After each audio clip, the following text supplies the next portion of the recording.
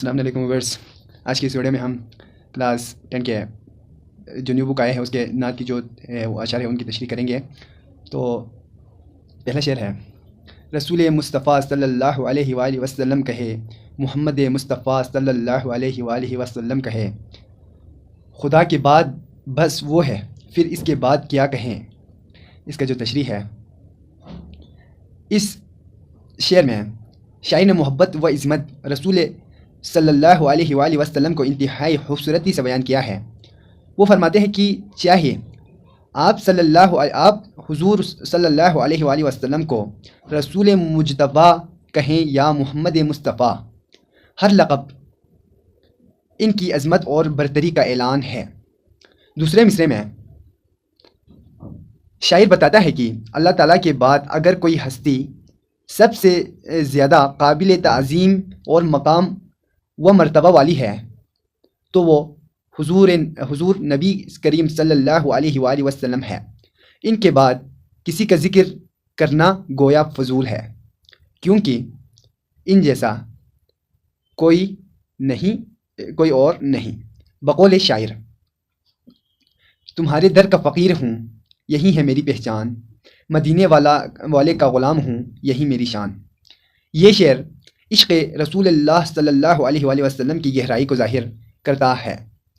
شاعر کہتا ہے کہ میرا سب سے بڑا فخر یہ ہے کہ میں نبی کریم صلی اللہ علیہ وآلہ وسلم کے در کا فقیر ہوں۔ میری اصل پہچان اور عزت اس بات میں ہے کہ میں مدینے والا محبوب خدا کا غلام ہوں، اور یہی میری دنیا و آخرت کی کامیابی ہے۔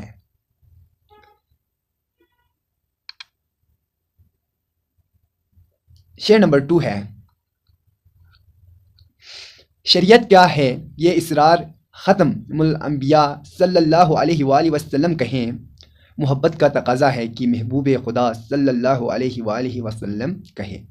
تشریح: شاعر کہتا ہے کہ شریعت یعنی اسلامی قانون کا تقاضا ہے کہ نبی کریم صلی اللہ علیہ وآلہ وسلم کو خاتم النبیین یعنی آخری نبی مانا جائے، کیونکہ یہ ایمان کی بنیاد ہے۔ لیکن صرف قانونی اقرار کافی نہیں، عشق مصطفیٰ صلی اللہ علیہ وآلہ وسلم کا تقاضا ہے کہ انسان دل سے انہیں محبوب خدا کہیں، کہ یہی محبت کی معراج ہے۔ یہ شعر دین کی دونوں بنیادوں شریعت اور محبت کا حسن امتزاج ہے۔ بقول شاعر: نہ کوئی آپ سا آیا نہ کوئی آپ سا ہوگا، خدا کی شان ہے یہ مصطفیٰ جیسا بنایا۔ اس شعر میں شاعر نبی کریم صلی اللہ علیہ وآلہ وسلم کی بے مثال عظمت اور انفرادیت کو بیان کرتا ہے۔ شاعر کہتا ہے کہ نہ آپ جیسا کوئی ماضی میں تھا نہ مستقبل میں آ سکتا ہے۔ یہ صرف اللہ کی قدرت کا کمال ہے کہ اس نے اتنی عظمت ہستی کو پیدا فرمایا۔ یہ شعر حضور اکرم صلی اللہ علیہ وآلہ وسلم کی ذات اقدس کی شان یکتائی اور اللہ کی تخلیق پر دلالت کرتا ہے۔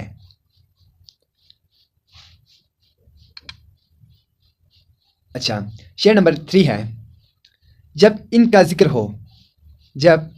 ذکر ہو دنیا سر پاگوش ہو جائے، جب ان کا نام آئے مرحبا صلی اللہ کہیں۔ تشریح ہے: اس شعر میں شاعر نبی کریم صلی اللہ علیہ وآلہ وسلم کی ذات برکت کے ذکر کی برکت، عظمت اور روحانی اثرات کو بیان کر رہا ہے۔ جب بھی آقا صلی اللہ علیہ وآلہ وسلم کا ذکر ہو تو کائنات ہمہ تن گوش ہو جاتی ہے، جیسے ہر ذی روح سننے کے لیے رک جائے۔ جب ان کا نام آتا ہے تو دل و زبان سے بے اختیار مرحبا اور صلی اللہ نکلتا ہے۔ یہ محبت، ادب اور عقیدت کا وہ درجہ ہے جو صرف نبی پاک صلی اللہ علیہ وآلہ وسلم کی ذات اقدس کے لیے مخصوص ہے۔ یہ شعر سامع کے دل کی کیفیت اور عشق رسول صلی اللہ علیہ وآلہ وسلم کے جذبات کو بہت خوبصورتی سے پیش کرتا ہے۔ بقول شاعر: ملے جو ذکر محمد کا نور دل میں کہیں، تو خود بخود ہی زمانہ ضیا ضیا کہے۔ تشریح ہے، شاعر کہتا ہے کہ جب یعنی اس شعر میں شاعر یہ کہتا ہے کہ جب دل میں رسول پاک صلی اللہ علیہ وآلہ وسلم کے ذکر کی روشنی اترتی ہے تو وہ نور انسان کی زندگی ہی نہیں بلکہ اس کے ارد گرد کے ماحول کو بھی روشن کر دیتا ہے۔ پھر ہر طرف صرف روشنی اور برکت ہی محسوس ہوتی ہے اور لوگ اس نور کو دیکھ کر خود بھی کہہ اٹھتے ہیں کہ یہ ضیاء، یہ روشنی مصطفیٰ صلی اللہ علیہ وآلہ وسلم کے ذکر کی ہے۔ یہ شعر نعتیہ ادب میں ذکر رسول صلی اللہ علیہ وآلہ وسلم کے فیضان اور اس کے روحانی اثرات کی اعلیٰ مثال ہے۔ شعر ہے، میرا سرکار صلی اللہ علیہ وآلہ وسلم کے نقش قدم شمع ہدایت ہے، یہ وہ منزل ہے جس کو مغفرت کا راستہ کہیں۔ اس شعر کا تشریح ہے، شاعر کہتا ہے کہ اگر کوئی شخص زندگی کے سفر میں اندھیروں میں بھٹک رہا ہو تو نبی کریم صلی اللہ علیہ وآلہ وسلم کے نقش قدم کو اختیار کر کے وہ ہدایت کی روشنی پا سکتا ہے۔ آپ صلی اللہ علیہ وآلہ وسلم کی سیرت، قول و فعل اور ہر عمل دنیا کے لیے رہنمائی کا ذریعہ ہے۔ جیسے ایک مسافر سفر میں روشنی کی تلاش کرتا ہے تاکہ وہ گمراہی سے بچ جائے، ویسے ہی انسانیت کو نجات کی روشنی نبی کریم صلی اللہ علیہ وآلہ وسلم کی اتباع سے۔ نقش قدم کا مطلب یہ نہیں کہ صرف جسمانی قدموں کے نشان مراد ہیں، بلکہ اس سے مراد ہے آپ کا طرز زندگی، سچائی، صبر، عدل، رحم، تقوی، عبادات، معاملات اور اخلاق وغیرہ ہے۔ یہ وہ منزل ہے جسے پانا ہر مومن کا خواب ہے اور وہ منزل ہے اللہ کی مغفرت۔ جب کوئی شخص سچے دل سے حضور صلی اللہ علیہ وآلہ وسلم کی اتباع کرتا ہے تو اللہ کی رحمت اس پر نازل ہوتی ہے، گناہ معاف ہوتے ہیں اور بندہ جنت کا مستحق بن جاتا ہے۔ بقول شاعر ہے، تیرے قدموں میں تیرے رکھ دی ہم نے زندگی کی راہیں، جو تو دکھ دے وہیں اب ہمارا قبلہ ہو جائے۔ اگلا شعر ہے، محمد صلی اللہ علیہ وآلہ وسلم کی نبوت دائرہ ہے نور وحدت کا، اسی کو ابتدا کہیں اسی کو انتہا کہیں۔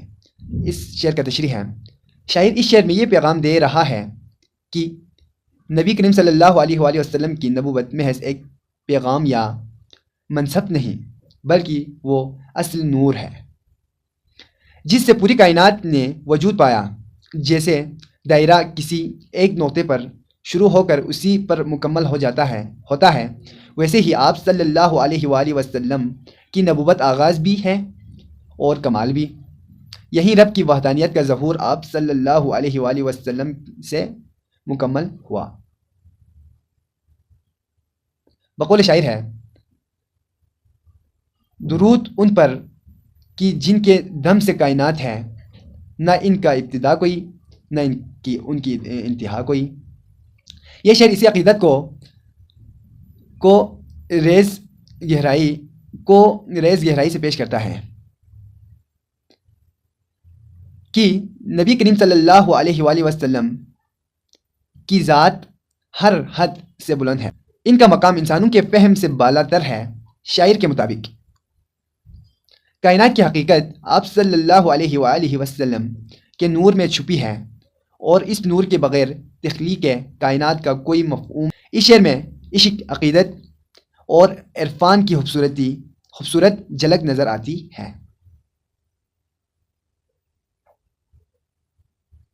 اگلا شعر ہے، غبار راہ طیبہ سرائے چشم بصیرت ہے، یہی وہ خاک ہے جس خاک کو خاک شفا کہیں۔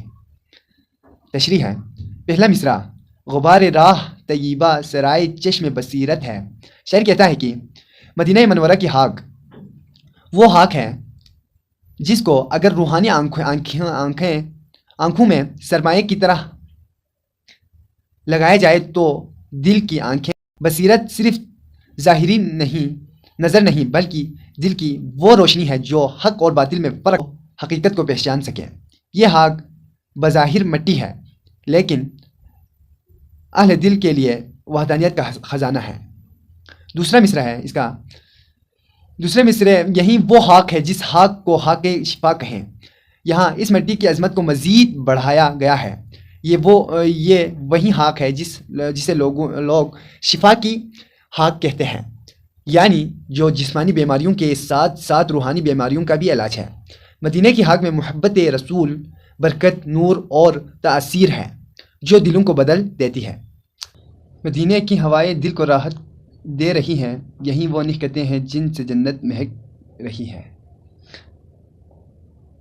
اگلا شعر ہے، مدینہ یاد آتا ہے تو پھر آنسو نہیں رکتے، مدینہ یاد آتا ہے تو پھر آنسو نہیں رکتے، میری آنکھوں کی ماہر چشمہ آب بقا کہیں۔ تشریح ہے، پہلا شعر مدینہ یاد آتا ہے تو پھر آنسو نہیں رکتے۔ اس مصرعے میں شاعر مدینہ کی روحانی کشش اور محبت رسول اللہ صلی اللہ علیہ وآلہ وسلم کی شدت کا اظہار کرتا ہے۔ جب محبوب خدا صلی اللہ علیہ وآلہ وسلم کا شہر مدینہ دل میں آتا ہے تو آنکھیں بے اختیار عشق بار ہو جاتا ہے۔ دل کی گہرائیوں سے ایسا جذبہ ابھرتا ہے جو لفظوں سے بالاتر ہوتا ہے۔ یہ آنسو دکھ یا مایوسی کے نہیں بلکہ عشق، محبت، عقیدت اور روحانی تڑپ کے آنسو ہے۔ یہ کیفیت عام ہے، یہ عاشقوں کا مقام ہے۔ ایسے آنسو صادق دل کی نشانی ہوتے ہیں، اور یہ مدینہ کے فراق میں ان کلنے والے وہ آنسو ہیں جنہیں عرش بھی پہنچاتا ہے۔ دوسرا مصرع، میری آنکھیں تو ماہر چشمہ آب بقا کہیں۔ یہ مصرع پورے شعر کو ایک ماورائی جہت دیتا ہے۔ شاعر اپنی آنکھوں سے بہنے والے آنسوؤں کو اس قدر مقدس اور مسلسل قرار دیتا ہے کہ کوئی ماہر صابرات انہیں عام آنکھیں نہیں بلکہ آب بقا کا چشمہ سمجھتا ہے۔ یہاں آب بقا کا استعمال بہت گہرا ہے۔ یہ آنسو فنا نہیں ہوتے، ان کا منبع محبت رسول صلی اللہ علیہ وآلہ وسلم ہے جو باقی رہتی ہے۔ ان آنسوؤں میں شفا ہے، روشنی ہے، طہارت ہے، بقا ہے۔ یہ کیفیت صرف ان عاشقوں کو نصیب ہوتی ہے جن کے دل میں نبی کریم صلی اللہ علیہ وآلہ وسلم کی سچی محبت بستی ہے۔ ایسی آنکھیں جو صرف دیکھنے کے لیے نہیں بلکہ یاد مدینہ میں بہنے کے لیے پیدا ہوئی ہے۔ نظر جب بھی اٹھتی ہے مدینہ کی طرف یا رب، دل کہتا ہے بس اب یہی سانسیں تمام ہوں۔ یہاں سے جو ہے ہمارا نعت کے جو تمام تشریح ہے وہ جو ہے کمپلیٹ ہوتے ہیں، اور اگر آپ کو ہمارا یہ ویڈیو جو ہے پسند آئے تو پلیز لائک